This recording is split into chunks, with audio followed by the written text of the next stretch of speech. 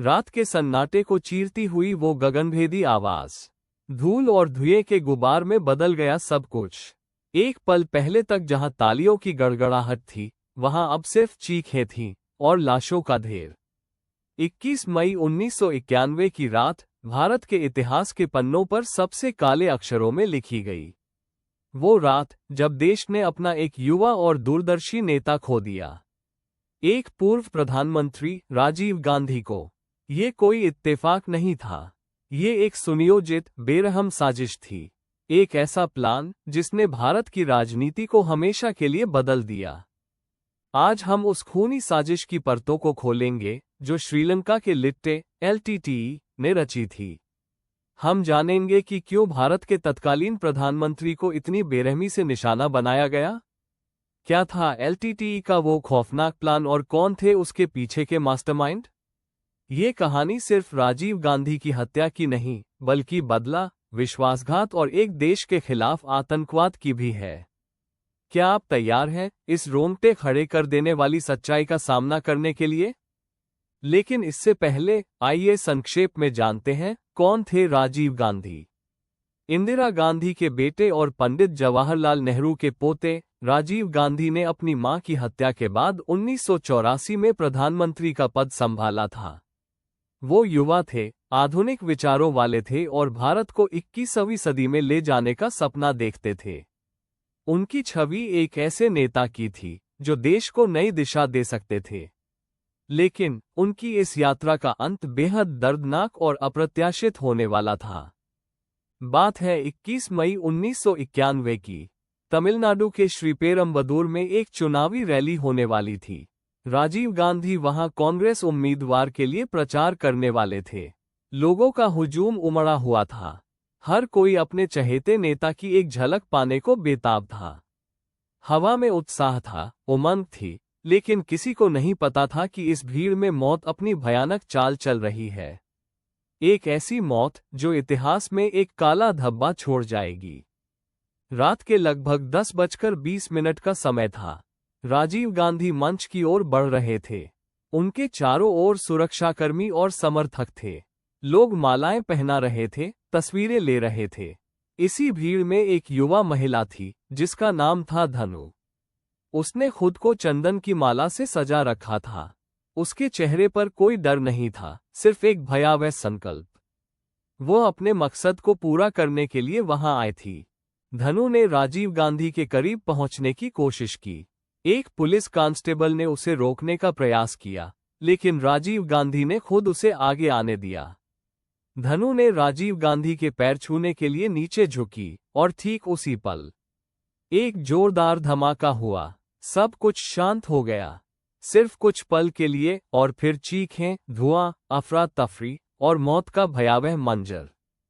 धमाका इतना शक्तिशाली था कि राजीव गांधी और धनु समेत करीब 14 लोगों की मौके पर ही मौत हो गई। कई लोग गंभीर रूप से घायल हुए। धमाके की जगह पर एक बड़ा गड्ढा बन गया था। मांस के लोथड़े और मानव शरीर के अंग इधर उधर बिखरे पड़े थे। ये एक आत्मघाती हमला था। धनु के शरीर में ही RDX से भरा एक बेल्ट छिपा था। वो लिट्टे की एक ट्रेंड मानव बम थी।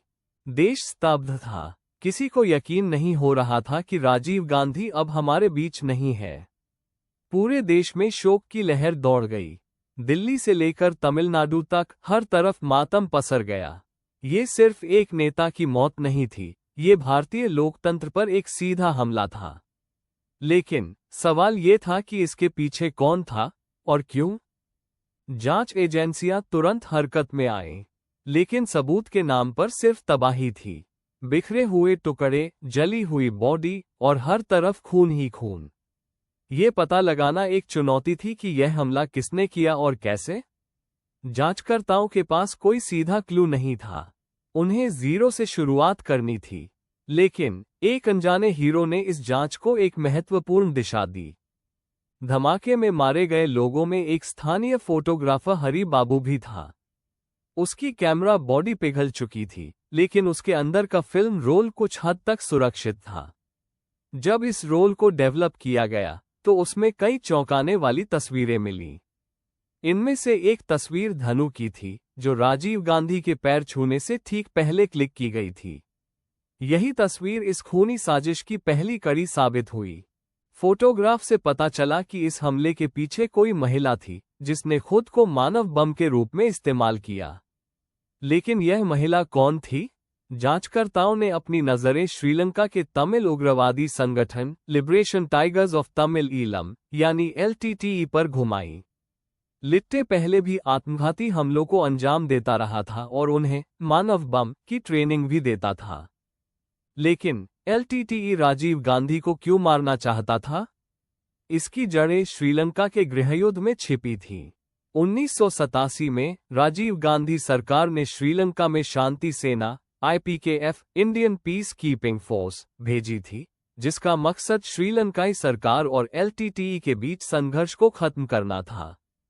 LTTE को लगा कि IPKF ने उनके खिलाफ काम किया है और इससे उन्हें भारी नुकसान उठाना पड़ा। लिट्टे के सुप्रीम लीडर वेलुपिल्लई प्रभाकरन ने इसे भारत द्वारा पीठ में छुरा घोंपने जैसा माना। राजीव गांधी की IPKF भेजने की नीति ने प्रभाकरन के दिल में गहरी नफरत पैदा कर दी थी। वो बदला लेना चाहता था और उसका बदला इतना भयानक होगा, इसकी कल्पना भी किसी ने नहीं की थी। प्रभाकरन ने ही राजीव गांधी की हत्या का आदेश दिया था। धीरे धीरे जांच एजेंसियां साजिश के जाल को सुझाने लगीं। पता चला कि धनु का असली नाम कलैयारासी राजरत्नम था और वह LTTE की एक ट्रेंड मानव बम थी। इस साजिश के मुख्य सूत्रधार थे शिवरासन, एक LTTE इंटेलिजेंस चीफ, और सुभा। शिवरासन ने ही पूरे ऑपरेशन को प्लान किया था और धनु को श्रीपेरम्बदूर भेजा था। इस हत्याकांड में कई अन्य लोग भी शामिल थे, जैसे नलिनी, मुरुगन, पेरारिवलन और शांतन। इन सभी ने प्रत्यक्ष या अप्रत्यक्ष रूप से इस साजिश को अंजाम देने में मदद की। वे धनु को रैली स्थल तक लाए थे, उसकी निगरानी की थी और हमले के बाद बचने का रास्ता भी बनाया था। यह एक बहुत बड़ा और जटिल नेटवर्क था। जांचकर्ताओं ने तेजी से काम किया।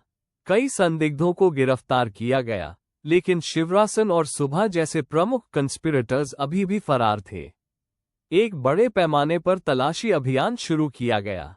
महीनों तक चली इस खोजबीन ने पूरे देश को अपनी गिरफ्त में ले लिया था। हर तरफ सिर्फ राजीव गांधी के हत्यारों की बात हो रही थी। आखिरकार शिवरासन और सुभा को बेंगलुरु के एक घर में घेर लिया गया। जब उन्हें लगा कि अब बचने का कोई रास्ता नहीं है, तो दोनों ने साइनाइड खाकर आत्महत्या कर ली। LTTE के कई सदस्य ऐसे ही आत्मघाती तरीकों का इस्तेमाल करते थे ताकि पकड़े जाने पर वे कोई जानकारी न दे सके। यह उनके प्रशिक्षण का एक हिस्सा था। हत्याकांड में शामिल अन्य कंस्पिरेटर्स को गिरफ्तार किया गया और उन पर मुकदमा चलाया गया। 1998 में एक टाडा अदालत ने 26 आरोपियों को मौत की सजा सुनाई। हालांकि बाद में सुप्रीम कोर्ट ने इस फैसले को पलट दिया और केवल 7 लोगों की सजा बरकरार रखी। इनमें नलिनी, मुरुगन, पेरारिवलन और शांतन शामिल थे। बाद के वर्षों में राजनीतिक और कानूनी कारणों से इन दोषियों की सजा को लेकर काफी बहस हुई। कुछ को आजीवन कारावास में बदल दिया गया और कई दशकों तक जेल में रहने के बाद कुछ को हाल ही में रिहा भी कर दिया गया। यह एक ऐसा केस था जिसने भारतीय न्याय प्रणाली पर भी गहरी छाप छोड़ी। राजीव गांधी की हत्या ने भारत की सुरक्षा नीतियों और आतंकवाद के खिलाफ लड़ाई को पूरी तरह से बदल दिया। इसने हमें सिखाया कि राजनीतिक हिंसा कितनी भयानक हो सकती है और कैसे एक बाहरी संगठन हमारे देश के सबसे महत्वपूर्ण व्यक्ति को निशाना बना सकता है। आज भी ये घटना हमें आतंकवाद के खिलाफ सतर्क रहने की याद दिलाती है। राजीव गांधी की हत्या भारत के इतिहास का एक काला अध्याय है। एक ऐसा अध्याय जो हमें सिखाता है कि नफरत और बदले की भावना किस हद तक जा सकती है। इस जघन्य अपराध ने न केवल एक परिवार से उनके बेटे को छीना, बल्कि पूरे देश को सदमे में डाल दिया। एक ऐसा दर्द जो आज भी भारतीय जनमानस में कहीं कहीं मौजूद है। तो ये थी राजीव गांधी की हत्या और LTTE की खूनी साजिश की पूरी कहानी। आपको ये कहानी कैसी लगी? इस घटना पर आपकी क्या राय है? हमें कमेंट करके जरूर बताएं। और हाँ, अगर आप ऐसे ही और आपराधिक रहस्यों को जानना चाहते हैं तो हमारे चैनल को सब्सक्राइब करना न भूलें।